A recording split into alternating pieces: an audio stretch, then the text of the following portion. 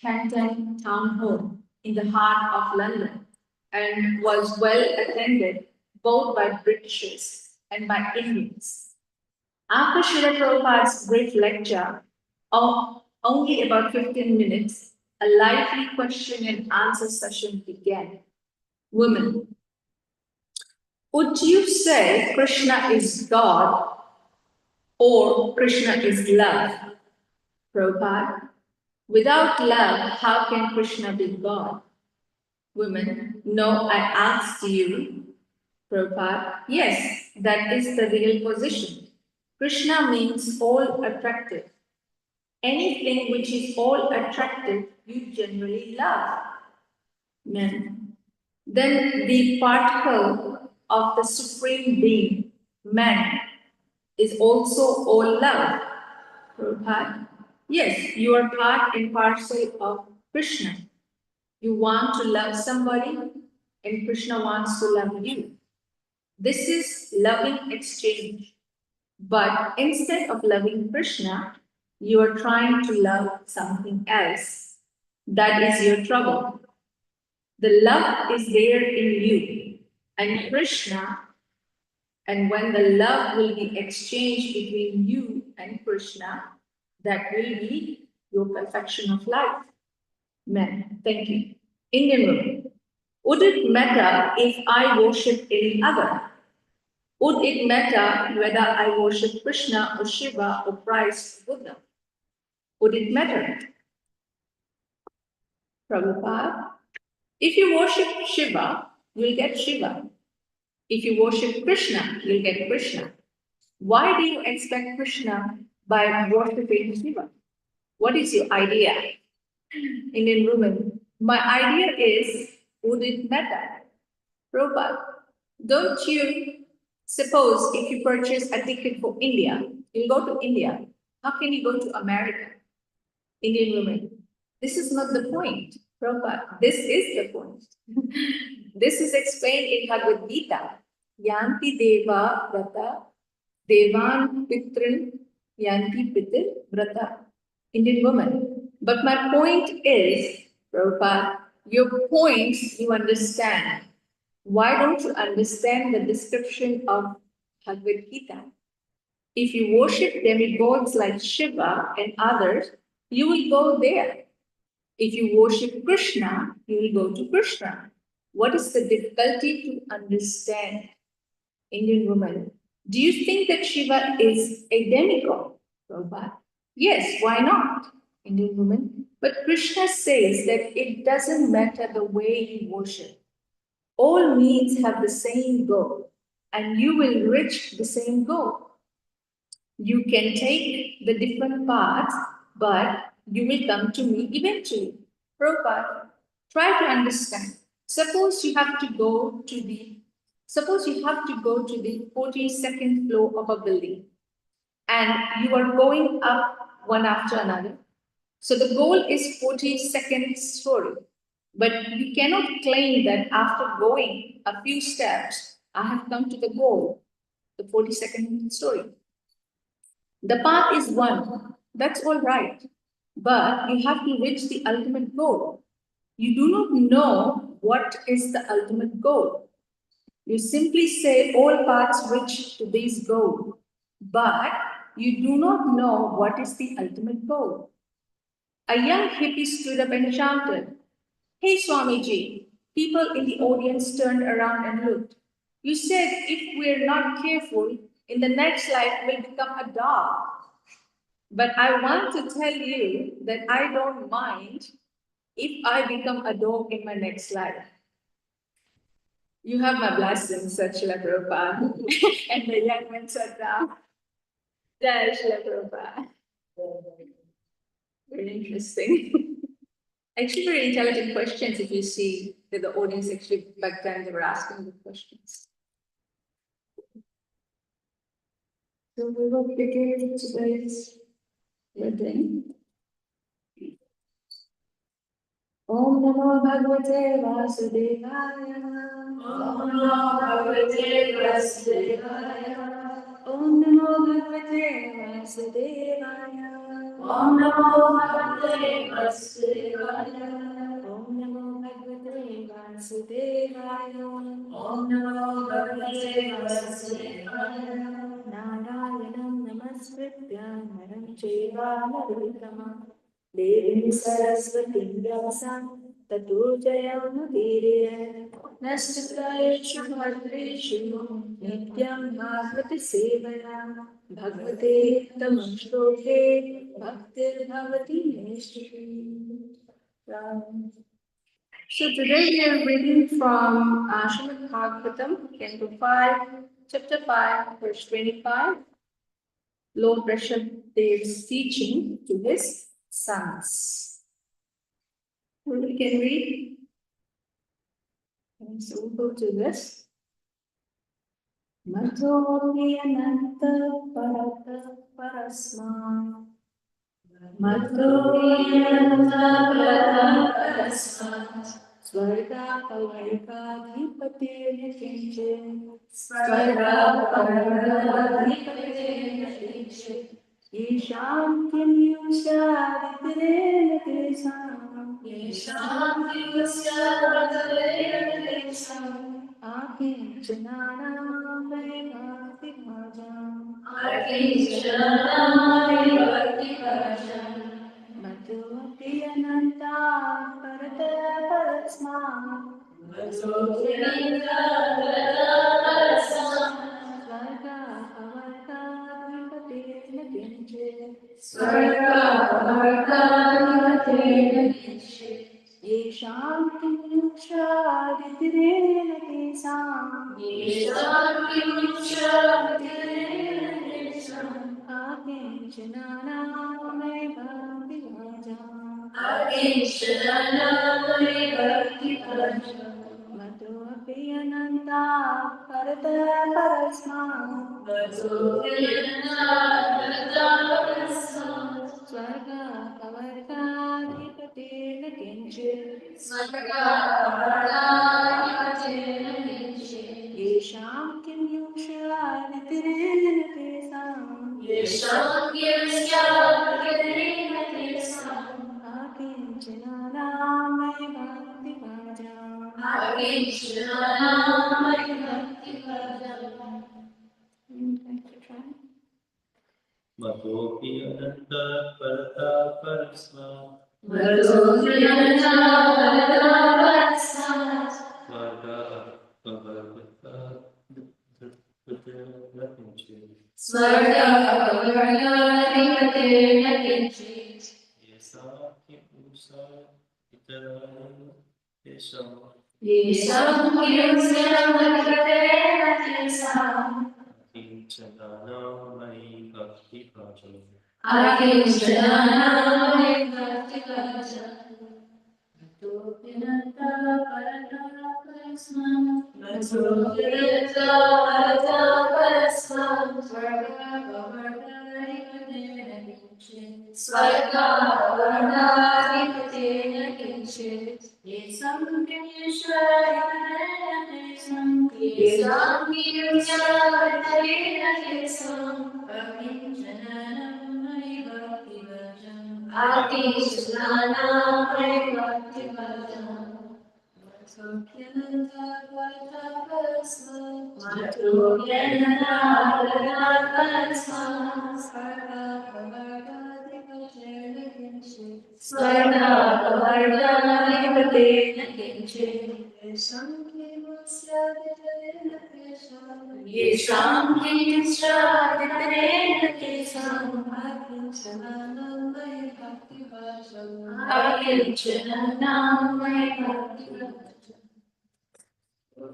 The watchword Mata from me. Api even. Ananta unlimited in strength and opulence. Parata Parasmat higher than the highest. Swarga Aparva Swarga Aparga Aditeta able to bestow happiness, obtainable by living in heavenly kingdom, by liberation, or by enjoyment of material comfort, and then liberation. Na, not. Kinchit, anything. Yesam, of who. Kim, what need. You, oh. Sha, can there be. Iterena, with any other. Desha, of them. Akinchanana, without needs or without possessions. Possessions. May, unto me. Bhakti bhaja, executing devotional service. Translation interpreted by His Divine Grace A.C. Bhakti Vedanta Swami Srila Prabhupada Ki. Translation. I am fully opulent, almighty, and superior to Lord Brahma and Indra, the king of heavenly planets. I am also the bestower of all happiness obtained in the heavenly kingdom and by liberation. Nevertheless, the Brahmanas do not seek material comforts from me. They are very pure and do not want to possess anything. They simply engage in my devotional service. What is the need of their asking for material benefits from anyone else? Purport. The perfect Brahmanical qualification is stated herein. Akinchanana me bhakti bhaja. The Brahmanas are always engaged in the devotional service of the Lord. Consequently, they have no material wants, nor do they possess material things. In Chaitanya Charitamrita Madhya Leela 11.8, Chaitanya Mahaprabhu explains the position of pure Vaishnavas who are anxious to return home back to Godhead. Niskinchanasya Bhagavad Bhajano Mukhasya. Those who actually want to return back to Godhead are Niskinchana. That is, they have no desire for material comfort. Sri Chaitanya Mahaprabhu advises, Sandarshanam Vishayinam Athayushstam Chaha Hanta Hanta Vishabhaksanto Abhi Asadhu. Material opulence and sense gratification through the association of women are more dangerous than poison. Brahmanas, who are pure Vaishnavas, always engage in the Lord's service and are devoid of any desire for material gain. The Brahmanas do not worship demigods like Lord Brahma, Indra, or Lord Shiva for any material comfort. They do not even ask the Supreme Lord for material profit. Therefore, it is concluded that the Brahmanas are the supreme living entities in this world. Sri Kapila Dev also confirms in Srimad Bhagavatam 3.29-23. Tasmame arpite sesa kriyarthatma nirantara mai arpita mana pumso mai sanyasta karmana na pashyami param bhutam akartu samodarshana. The Brahmins are always dedicated to the Lord's service with their bodies, words, and mind. There is no better position than a Brahmana who thus engages himself and dedicates himself to the Supreme Lord. Om Jnanatimindasya Jnananjana Chashurmritam Jnana Tasmai Shri Gurave Namaha. Jai Shri Krishna Chaitanya Prabhu Nityananda Shri Advaita Gadadhara Shivasadi Gaura Bhakta Vrinda. Hare Krishna, Krishna Krishna, Hare Hare, Hare Rama, Rama Rama, Hare Hare. Seeking everyone's blessing here before we begin discussing on the topic of this exalted literature, Srimad Bhagavatam. I have no qualifications to speak anything, but I will try my best to have some discussion points. So far we have seen in chapter 5, so currently we are reading Lord Rishabhadev's teaching to his sons, and Lord Rishabhadev has been glorifying the Brahmanas. So he has been asking his 100 sons to always honor, respect, serve, and take guidance from and encourage the Brahmins. Because when the Brahmins are there, life has meaning, purpose, and can get guidance from them. So Brahmins are very important in the society. And some of the qualities of the Brahmins we've seen been discussed over the weeks, since this topic of the Brahmins started. And we've seen the Brahmins are always sense control, they have control of the senses. Their minds are peaceful, they're simple, tolerant, and merciful. And one of the most important qualities mentioned is also that they are very wealthy. Wealthy in sense, not material wealth, but spiritually wealthy, because they have the privilege to serve Krishna. So this has been the recap so far. And in today's verse, we see the glorification of the Brahmanas, where it says, Lord says, I'm fully opulent, almighty and superior to Lord Brahma and Indra, the king of heavenly planets. Nevertheless, the Brahmanas do not seek material comforts from me. They are very pure and do not want to possess anything. They're simply engaged in a devotional service. So just looking at this verse, I'm just referring to a few points from Srila Prabhupada as well, and my Gurudev as well. And this is a very important verse. And Srila Prabhupada explains the perfect Brahmanical qualification, it being akintanana me bhakti bhajam, without need or without possession, and always engaged in devotional service of the Lord. The second point also mentioned in this purport is Chaitanya Mahaprabhu explains the position of pure Vaishnavas, one who always engage in the Lord's service and are devoid of any material gain. And the third point that we have seen is Brahman's greatest treasure is to serve Supreme Lord by body, words, and mind. We will be also discussing a few points on what should be the mood of devotees, and we must be willing to surrender. And what is a successful life? So these 3 points, we'll just cover them up. Firstly, since we're talking on the topic of Brahmanas, so the definition of a Brahmana, when anybody says a Brahmana, the definition, the common is one who knows Brahman. That is, but it has so many different aspects to it as well to understand what is Brahman. So the 3 aspects of understanding the basic aspect is a Brahman. Brahman is the effulgence of Lord. If we understand this, it's the effulgence of Lord. And Paramatma is the super soul, the chit aspect. And Bhagwan is the Lord himself, the Ananda.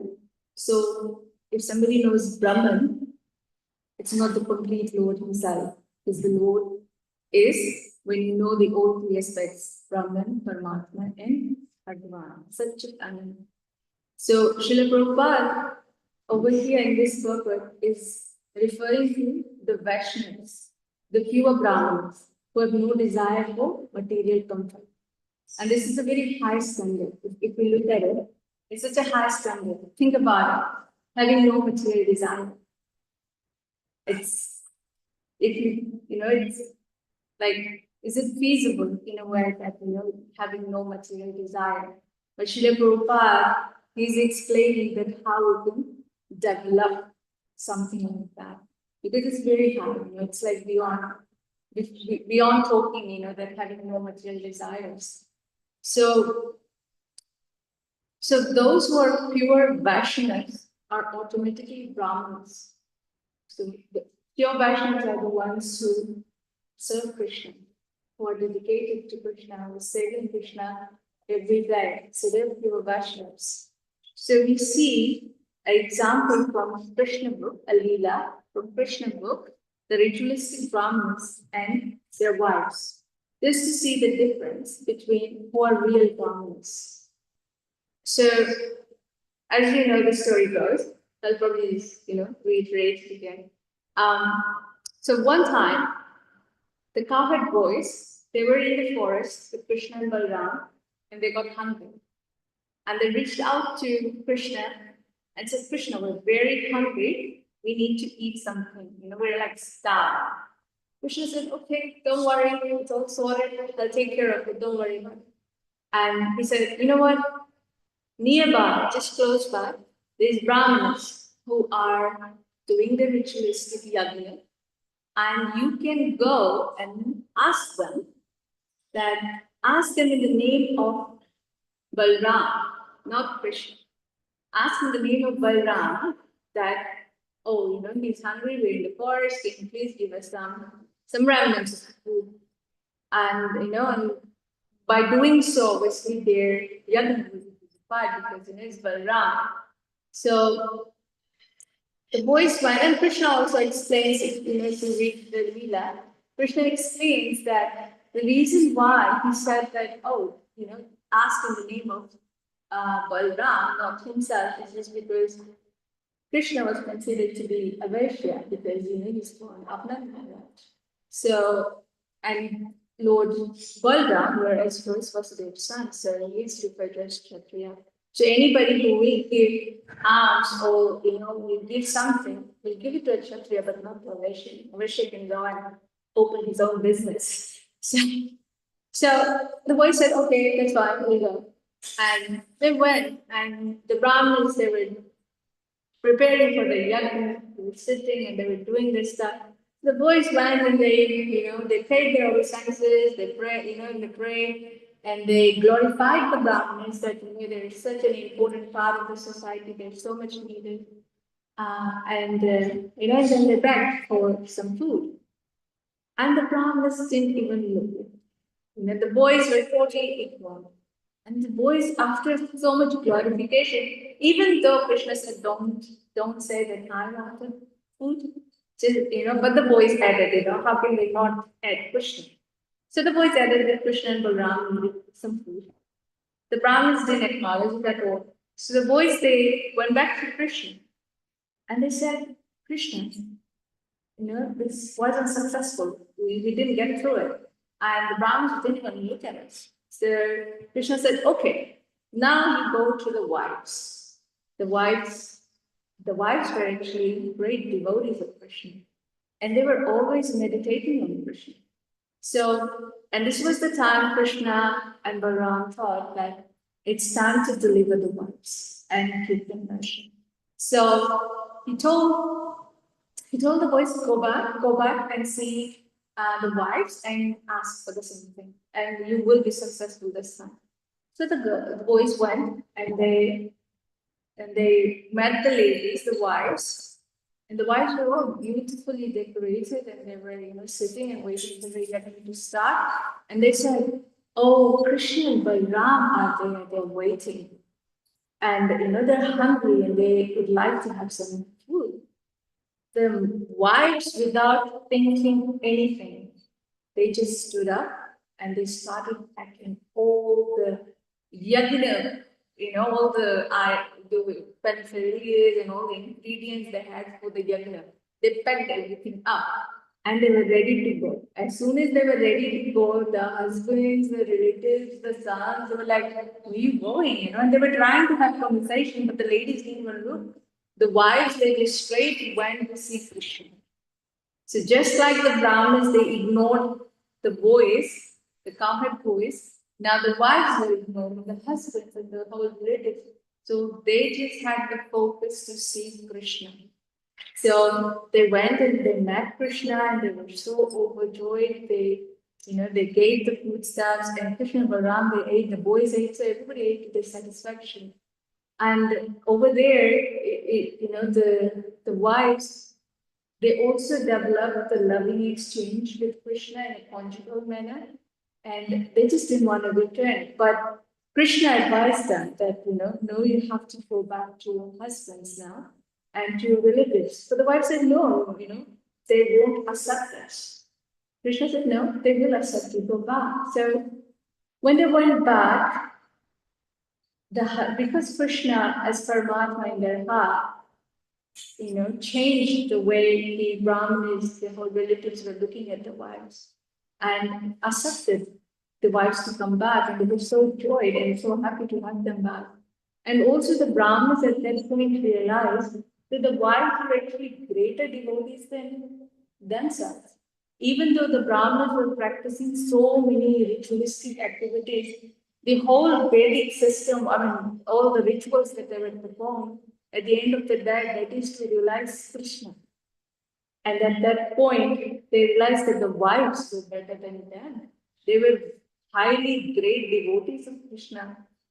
And so we can see that the wives were greater than the Brahmanas were actually practicing the ritualistic ways to attain Krishna or to attain Brahman. And it is said also in this point that the Brahmanas were actually scared. They were fearful. Even though they were Brahmanas, they were fearful. They were not free. They were fearful of Kamsa. They were so fearful that even though they realized after the match that Krishna is the supreme, yet they were not able to fully surrender and go and see him. So we understand here that the quality of Akinchanana, that pleasing, nothing else is just Krishna. That serving Krishna is the main thing. It's not having any other desires, any other material desires. So the wives here, they didn't even thought of everyone will lose them. They will have no family left. It will be just going to Krishna. So they left everything and they just fully surrendered to Krishna, and they left everything. Whereas Brahmanas, they were holding back because obviously they're Brahmanas, they report to Kamsa, and they couldn't leave that thing outside, and to fully surrender to Krishna. So we see that it is so important that even though you have a qualification of a Brahmana, but you're not actually a Brahmana because you're not surrendered. A Brahmana is one who's fully surrendered to Krishna. So that is one of the examples. And also we see another example of it is Prahlad Maharaj.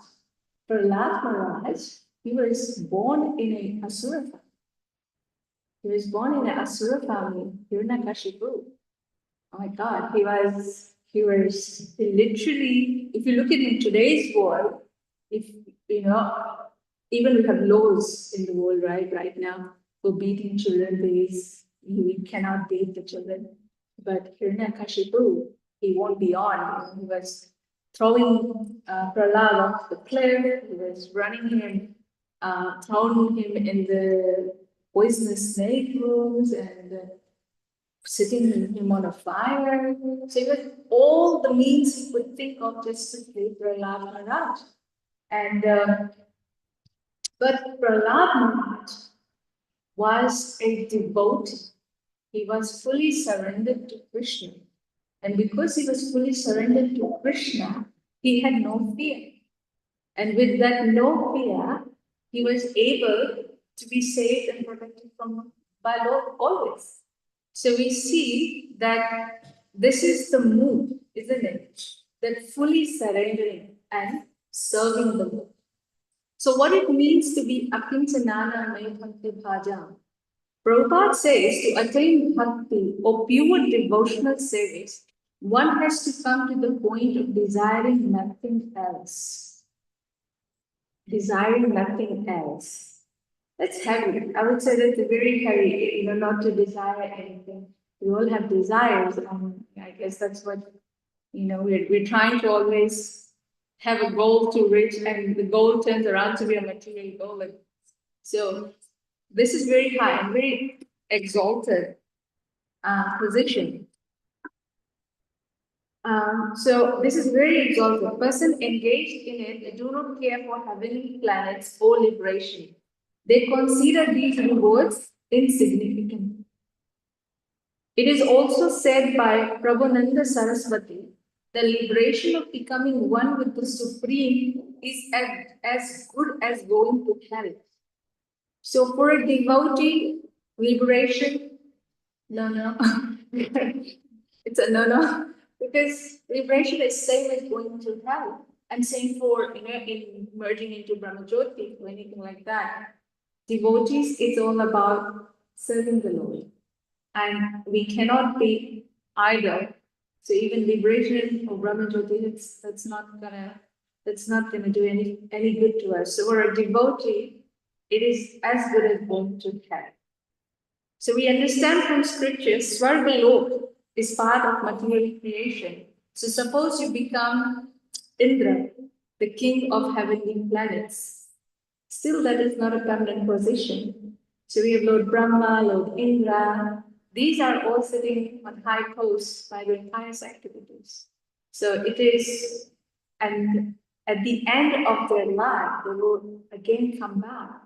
So it's not permanent. So there is no point in looking at going up to Swargalok because you eventually will come down. So, it's a full down, so it's no point. So therefore, devotees are akincana. They neglect all these things and don't care for them. Our only business is to go back to Golok Dham, and to be with Krishna. That is the only. And to achieve that, we are engaged in devotional service. Pure devotional service is highest goal, but gradually we are trying to reach to Krishna by serving Krishna. So, what should be the mood of devotees? On this topic itself, but overall, generally, when we say desiring nothing material, in this world, in this day and age, how to see that? So simply the lotus feet of the Lord is the worshipable thing for a devotee. So Narottam Das Thakur has written this. Ha Prabhu Nanda Sutta, Vishwabhanu Sutta Jita, Karuna Karune Baru. O Krishna, along with Radharani, please be merciful upon me. Narottam Das, Hoy na Tehulo, Ranga Api. I am fully surrendered unto you. Don't reject me. Toma bina ke ache amar. I have nothing except your lotus feet. So that is the mood. Fully surrendering. That I have nothing except your lotus feet. So the mood of Akintanam, I have no other thing except you. So how can you reject me? Give me shelter. This is fully surrendering to Krishna. And that is the mood. If I think I have another shelter besides Krishna's lotus feet, then I'm not Akinchana. I'm Kinchana. So that's the opposite. That is, I have some other hopes besides Krishna. So if we have something else apart from Krishna, that is the point we're not surrendering. So Akinchanana means that my only hope is Krishna. Therefore, Krishna says, Sarva Dharma Parityaja Mam Ekam Sharvam Bhaja. Bhagavad Gita 18:66. He instructs us to fully surrender to Him, abandon all kinds of religion and fully surrender to Him. So that is the mood, that is the drive. That is the drive that this verse is also making that it's pretty heavy. I would say it's a heavy statement to not have any material desires. But I guess we are gradually working towards that to be fully absorbed in Krishna consciousness. And you'll see later Srila Prabhupada also says to be fully. The term fully itself is packed. How to be fully.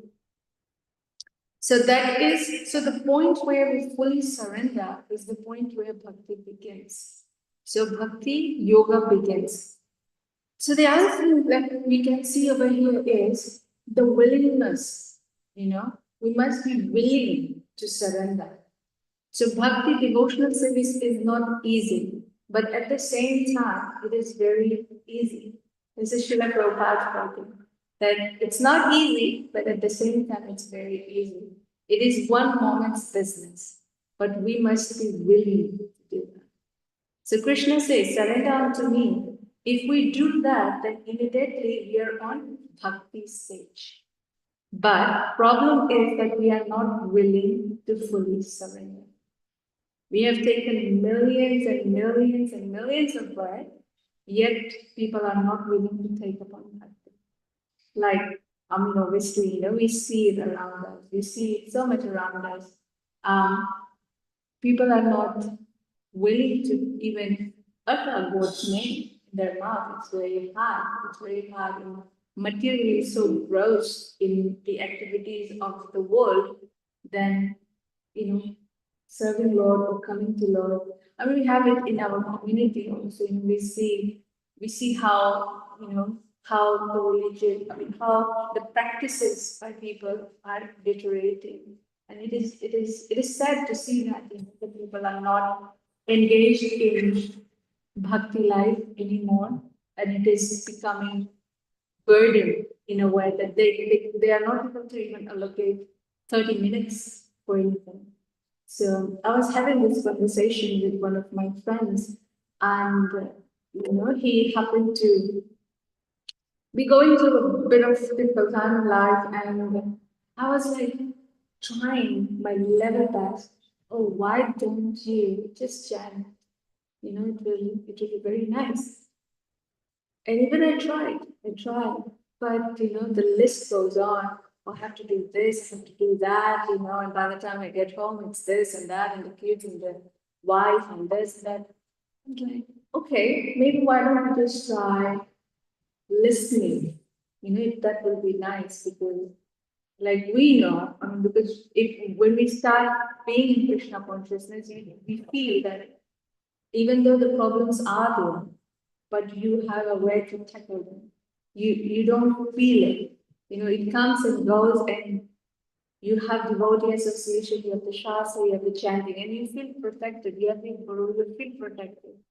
So even trying to give that to others right now, it's difficult because they're covered and they don't want to even hear, and it's they have excuses. So there's a lot of excuses that you see. It's very difficult. So even millions and millions and millions of words, even if you tell somebody about that the current is just starting, there is more to come. This is just not it. Like, no. So believing in scriptures even is very difficult for people because they want to see the fruit. Oh, who wrote that? They don't believe. So it's very difficult conversations now with people. And all you can do is be kind, be nice to them, and give prashad and hope for the best. So, yeah, so even taking so many words, bhakti is something that not everybody is opting for because the realization is not there. And Krishna will in one day, everyone will be saved in that manner. So people have more time, they're allocating more time to enjoy the material world. There's so much recreational things that is happening that is engaging people. So that's an unfortunate situation, but how can we have a successful life? So one thing that we've talked about, the one has to be fully surrendered, to be able to do bhakti life, to be able to be engaged in Krishna consciousness, to be able to be a kinchana. So to have a successful life, the only way to lose the taste of material world is to be more serious in devotional service. When one advances in devotional life, the taste for material things will naturally lose. So once we are engaged more, it will itself, and we see that, I mean, from my experience, I will talk my experience, that, what I used to do probably a few years back, is not what I'm interested in anymore. And things seems like waste of time. So, as we come to Krishna consciousness, slowly that taste floats away, which is a great thing. And so the taste, and it is written that the taste goes away. Material world is a place where there is danger at every step. So padam padam vidam. And we see that. I don't know if you guys have been across the news or not yet. But we had a bit of this situation in Kashmir where there were people killed. And it's such a beautiful place where people go to have a little bit of vacation. But you have enjoyment at one point, and the other point turns out to be a tragedy. So at any moment, there could be anything that can happen. So how to be prepared for anything. You cannot be prepared for anything of that nature. So even like one moment you're alive, the other moment you can be dead. So how can you be prepared? So unless you are engaged in Krishna consciousness, unless you're engaged in serving the Lord, you're constantly thinking of the Lord, that the time of death you can remember it and you can go back. So life is such a roller coaster at the moment that anything, anytime it can happen. So how to be engaged in Krishna service? So we must be fully Krishna consciousness.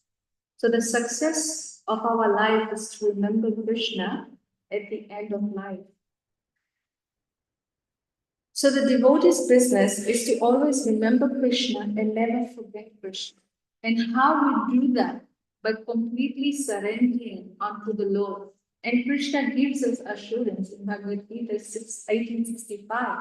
Man mana bhava madhakto madhiri mam namastu mam evasesi satyam te paritijani priyasya. Four things. Lord says four things. There's only four things.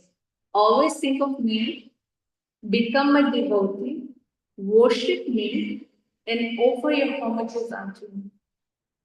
And this, by doing so, you will come to me. I promise you this because you are my very dear friend. So, Srila Prabhupada says, what is the difficulty? This is the four simple things that we need to do. And if you look at it, it's four simple things. And Krishna is not asking for a lot. He says Patra Pushpam Phalam Toyam. It's only four simple things. Always think of me, become my devotee, worship me, and offer your homages unto me. So by doing this, we can be blissful.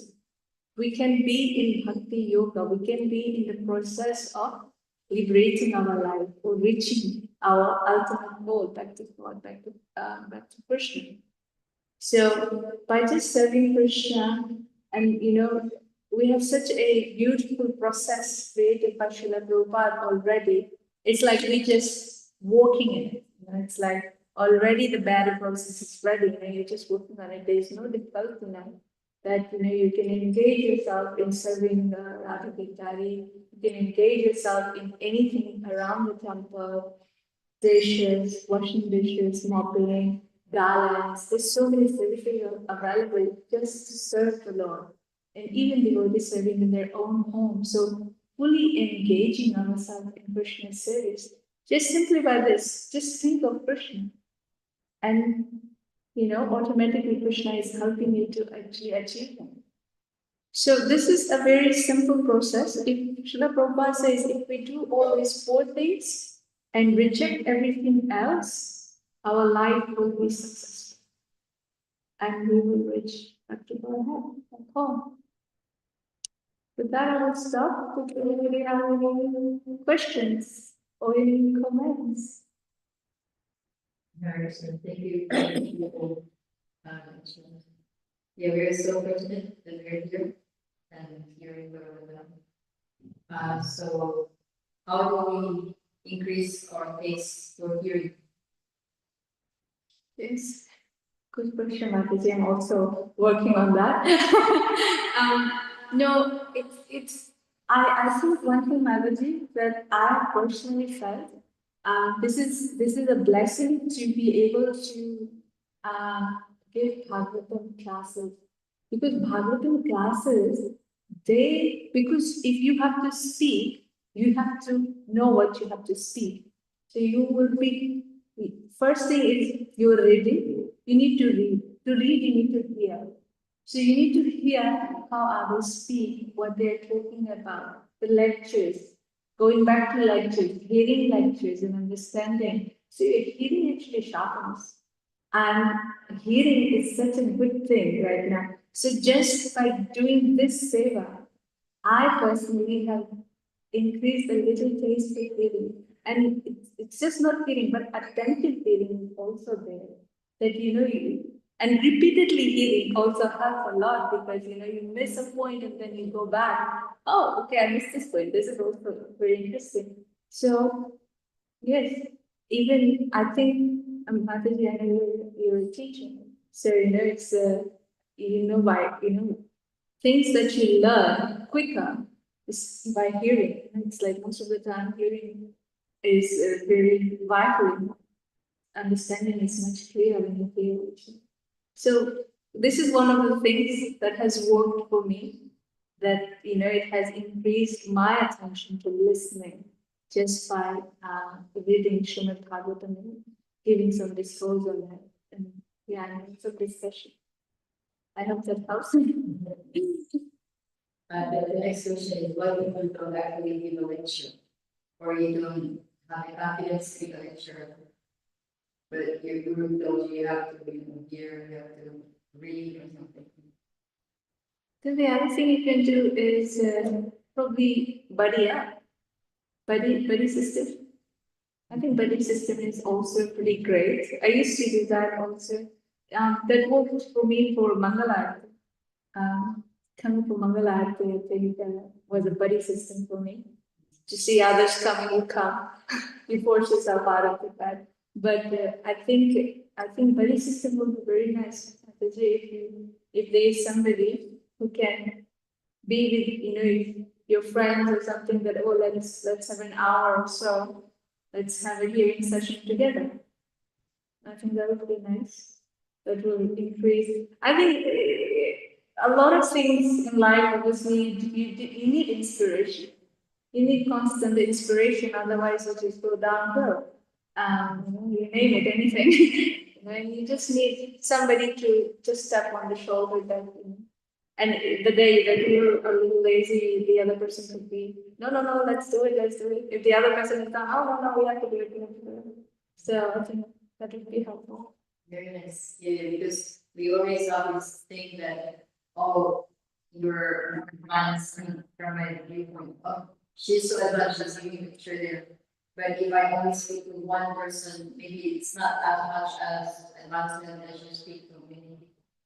But if you look at it, the impact when we actually do that kind of like buddy, Yes. like you just, have a friend and can we like read together?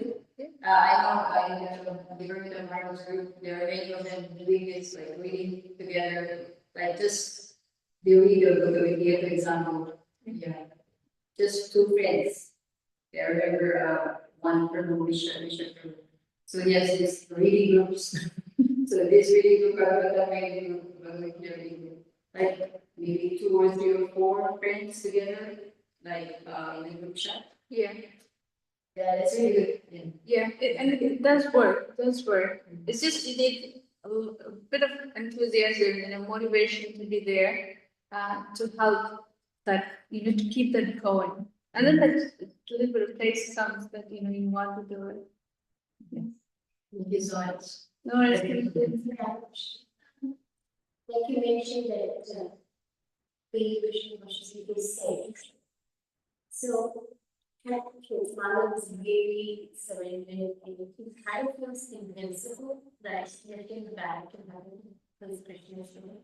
And when something does that happen, he feels like safe, Krishna will be protected.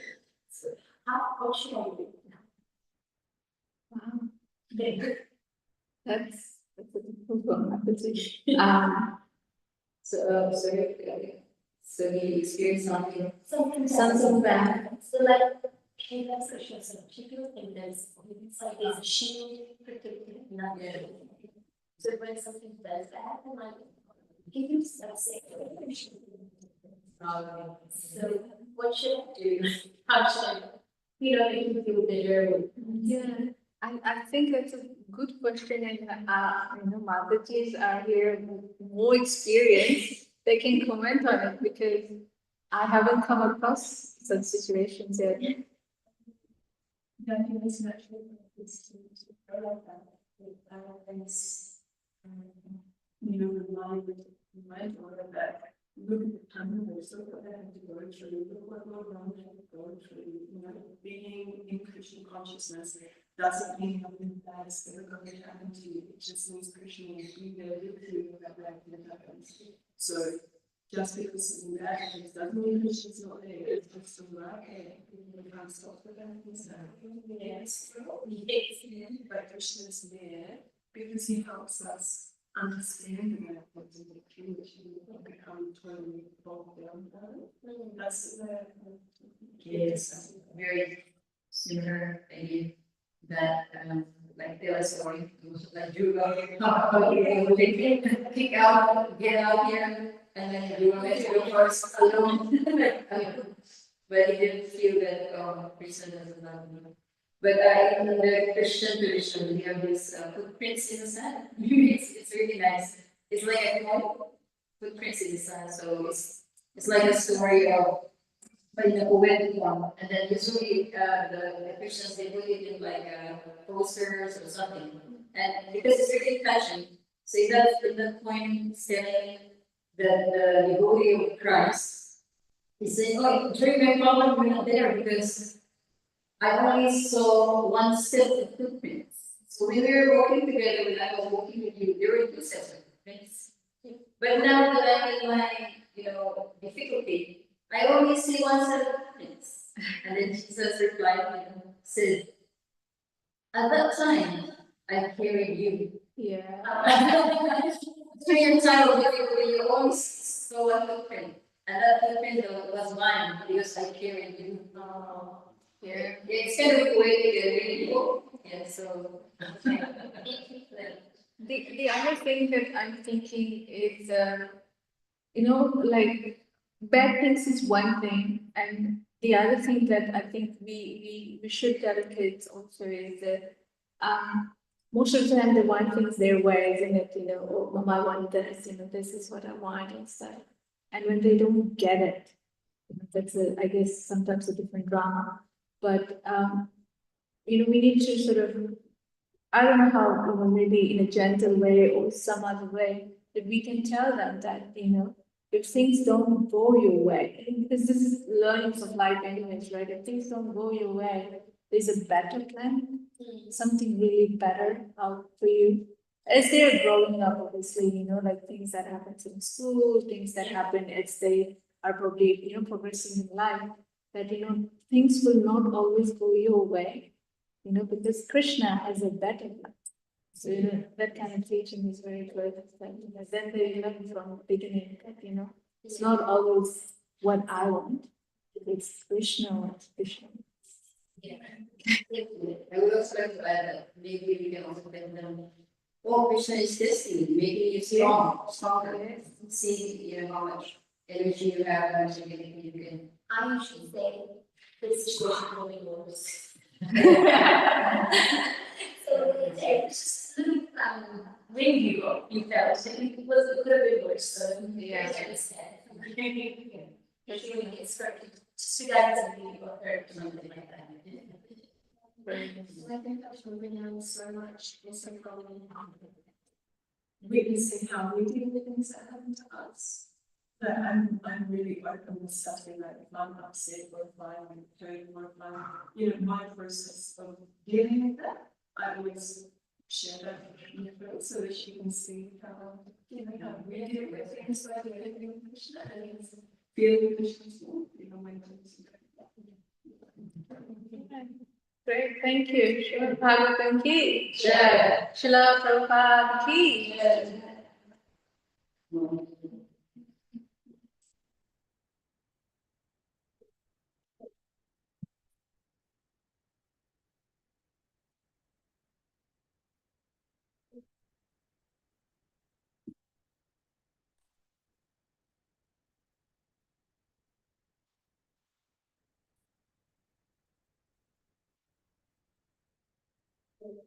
Thank you.